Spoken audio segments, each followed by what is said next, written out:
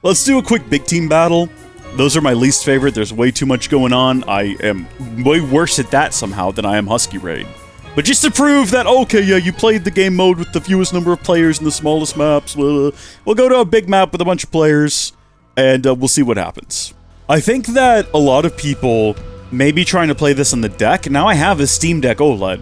I've just not tried playing this game on it. It's not been something I've attempted to fire up. So comment down below if you have, and let me know how it runs, or if it runs. I imagine you probably have to scale back the settings quite a bit, but it should be doable.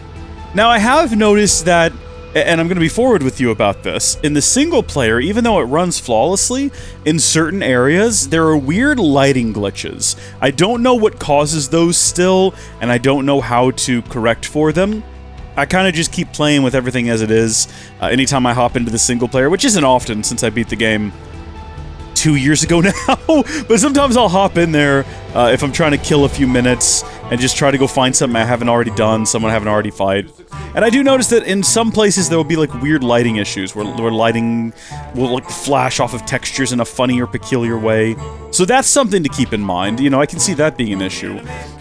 But I have not had an issue where the game just wouldn't launch or where it crashes a lot. I did have issues, like I was saying before, where the game would crash under certain circumstances when I had less memory, but I think that's just like a weird quirk that I had. I don't think... Well, that was an incredible shot. I don't think you need 64 gigs of memory to play this game. As you can see, current RAM usage is at 7.9 gigabytes. I don't know how accurate that is. That seems pretty low, but... that is what it claims that it is at right now. Or that could be the swap, and then the one next to it is RAM, and it's broken in the same way that, like, CPU power usage is kind of horrifically broken. I don't know. Coming in to help you, pal. I'm here to help you. Let's do this together. And then I'm gonna get on that thing there and go for a ride. Everyone here is thinking that, though. Alright, here we go. Let's go.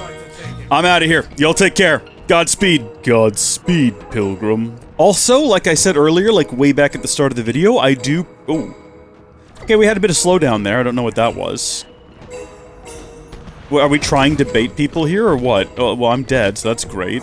Now, I did also say earlier that I play this game on a 1440p high refresh rate monitor. It's a 144Hz monitor. Does this computer play that game at that resolution and those speeds? Kind of. It's a FreeSync monitor, so obviously if the frame rate fluctuates, I don't really notice, and I never really pay attention to what it's running at. I know it's running at over 100, but I don't know how close to that 144Hz limit it's hitting. But yeah, it does work fine, and yes, Linux, depending on your distro and a number of other factors, it will work just fine. Hold on, I'm trying to reload. I'm hitting the wrong button. It will work just fine with FreeSync. Oh! I don't know if I can really claim ownership over that little victory. Oh, I see you, pal. Yes! Where are the people? Oh, it's weird that there's no people here. I expected there to be people. There's the people. Yeah, that's not gonna reach them. It creates an explosion, though, which will hopefully intimidate them out of coming down here. Oof, unfortunate. My bad. I wish I had some incredible excuse, like someone had a lag switch or something. Do you remember lag switching? Is that a thing people still talk about? Back in the day when your friend was bad at the game and also had terrible internet, so they would just start screaming lag switch as a way to avoid, you know, like, the reality that their internet sucks and they're bad at Halo. That came out a lot more in Call of Duty, I feel like. That was a constant, like, you could not get through a single round of... like Black Ops or Modern Warfare 2 back in the day, without some 8-year-old screaming in your ear, "He's got a lag switch!" Those kids are old enough to vote now, God bless us all. Well, I even knew what I was doing, and I...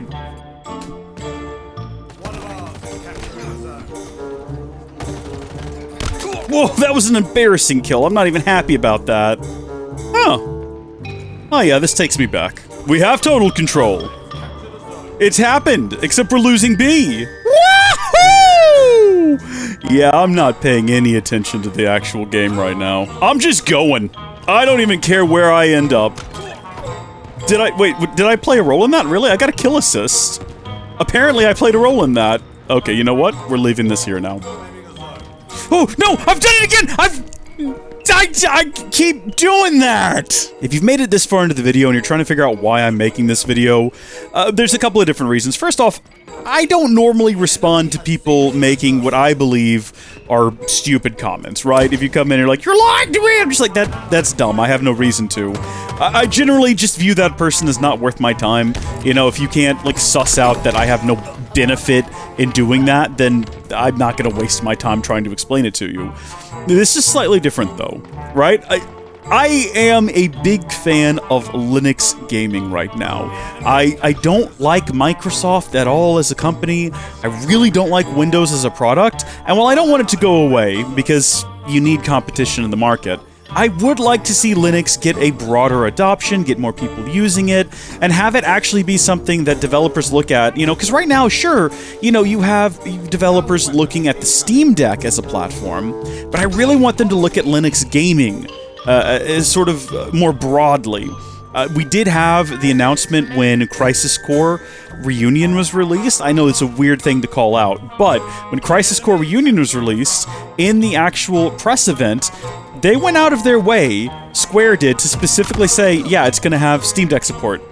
Baked in, right out of the gate. And that was really cool. For me, that meant that, oh, I can play it on my Linux computer, and I could, and it ran flawlessly. And not only that, you know, it's Steam, right? I could go from playing it on PC to my Steam Deck, the save's synced over, and it's the coolest thing ever. Like, imagine if you could play a game. I mean, I know you can dock your Switch and then undock it and play it mobile. The Switch is a very weak console, though. Like, I love my Switch. It's got a lot of really cool games on it. I really don't play it as much anymore, though, now that I've got the deck. And, you know, it's sort of like if you could play games on your PS4 or your PS5, I guess, would be a more timely reference. And then take those games on the go on the Switch. It's like that when you have a powerful PC and then your Steam Deck. It's way better, in my opinion, than like docking a very weak mobile system. Enemy 1! Okay, that's fine. New sites coming in. Took long enough, gosh darn it. Yeah, they're trying to shoot me. Got out of there as quick as I could. Yeah, I really want to see that sort of thing happen more often. I want to see companies getting behind not just the Steam Deck, but Linux as a gaming platform. Proton's cool because it means you can do that without having to make your game for Linux. You can make your game for Windows and then just make sure that it runs in Proton, make a couple of changes. For the anti-cheats, there's a switch that you flip. Apparently it's just that easy. Some companies won't do it because they're lazy and worthless, but a lot of them will. Microsoft, who makes Windows, flipped the switch to get their anti-cheat working in Linux so that you could play Halo Infinite on your Linux PC. That's crazy. Like, yeah, I don't like Microsoft as a company, but that's a good move, and I'm assuming Microsoft had nothing to do with it, right? Like, that is someone at 343 making that call, basically. Oh, darn it. We got a minute and a half, boys. We can do this. We just have to hold B while someone else takes A, and also someone holds C. It can happen. We can do it. Yes! See, if I can do that, we can do anything. Oh, get away from me!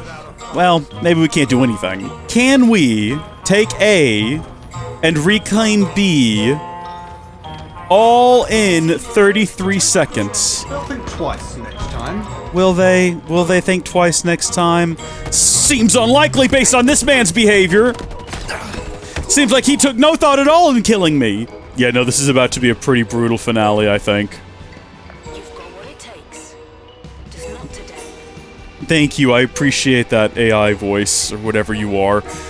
Okay, well, my own personal performance in these games notwithstanding, as you can see, you can absolutely run these games in Linux. And you know what? I guess for the naysayers out there who really think that I have some sort of personal vendetta, trust me, if the game wouldn't run, I wouldn't be talking about it running, okay? But for those of you out there who doubt me, we're gonna just get out of all that, okay? And we're going to exit to desktop. Are you sure you want to quit? There's my Linux desktop. So there you go. It can be done. Give it a shot. Let me know what happens. Again, Pop! OS is what I started on. I moved to Nobara sometime last year, maybe towards the middle, maybe earlier than that. I can't really remember specifically, but it's been rock solid for me. It's super easy. I mean, you see the layout. It's basically Windows with the way they got KDE set up here. Glorious Eggroll has done a great job making sure that anything you want to do gaming related can be done. Including, like, the Mango HUD was installed by default. I didn't have to do anything. OBS is like a one-click installation, and it recognized my cards, H.264, H.265, and AV1 encoders right out of the box, was ready to go. I'm not using OBS on this system. I'm using a separate capture computer, but you could if you wanted to. It'll hook in on the window and all of that fancy jazz. Glorious Eggroll even makes custom versions of Proton, so if you're having trouble with a particular game, you can try one of those. Oh, and here's a cool thing. A lot of the mods you can get for the original Star Wars Battlefront 2, not the classic collection, we don't speak of it, but they come as an EXE, and you can just like right-click them and run with wine, and the EXE will open, you point it to the game folder, it'll install the mods, it doesn't know that you're not on Windows, and then the game just runs and it's beautiful. So if you want to give it a shot, please do, and let me know how it works. I tested Halo Infinite here, but there is not a game that I have tried to play on this system so far that I have been unable to. Pretty much any game that I own and every game that I own just works out of the gate. Assassin's Creed Valhalla has been working just fine. Even though I don't really like that game, I feel obligated to complete it for some reason. All my bridge building games that I play, for some reason, just to waste the days of my life. The hours of my life go ticking by while I play those.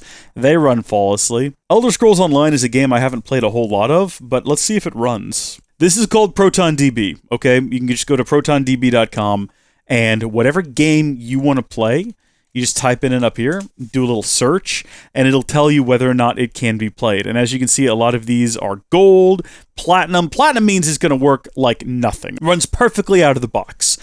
Gold generally means that you've got, runs perfectly after tweaks. A lot of my games are gold. I don't have to tweak them. I don't know what they mean by that. Maybe changing your settings, whatever. That's what we're looking for. Elder Scrolls Online runs flawlessly. Ensure you close the launcher after launching the game. Laggy if you don't close the launcher. Simple. The launcher will stutter like crazy every second, but you can launch the game and close the launcher. Everything runs fine otherwise. That's why this is an incredible resource. You don't have to, do trial and error. You just log in here. That was 3 days ago, a couple of weeks ago. And what's cool about errors like these is as Proton continues to get updates and developments, more games become not just compatible, but more games that were already compatible become more compatible, and you see issues like this go away. When I started doing this, and right when it first launched, Halo Infinite was not compatible, but it is now, and it runs flawlessly. It says it's unsupported on the deck. The reason probably is Valve's working on adding support for this game on Steam Deck. I wonder if it is actually not compatible. Oh, look, you can actually click here on Steam Deck. And Tinkerstep switched to older version, had to manually enable gamepad and ESO online. Might need to use touchscreen or a mouse to navigate the launcher when closing. Okay, it looks like it is actually functional. You just have to kind of fiddle with it a bit. It is kind of a mouse and keyboard game, although it is on other consoles, isn't it? Get out of here. Here's what you need to see. This is what your takeaway needs to be. Games on ProtonDB, 8,990 have been recommended by 3 or more people. 12,356 by 2 or more, and by 3 or more, 20,411. 20,411 supported games on Steam, and again, I've not been unable to play anything, so that's pretty crazy. You may have noticed Steam VR here under my favorites. Yeah, I play VR in this. I've not in a while, but the VR app itself, like the VR Home, is native to Linux. And then the games, when I started, I would try to play something like Ragnarok, one of my favorite VR games, and the textures were glitching out, and it was completely unplayable. It just works now. And so many other things just work now. So, look, I'm not telling you can't use Windows if you like it and you're comfortable with it. I'm not telling you that Linux is going to be an easy ride. What I am going to tell you is that it's a great experience if you are willing to try something new and deal with a couple of hiccups here and there. But that's just me.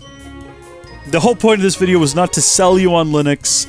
It was to demonstrate that, yes, in fact, you can play Halo Infinite on Linux. So until next time, thank you folks for watching. God bless you, and I'll see you later. Goodbye.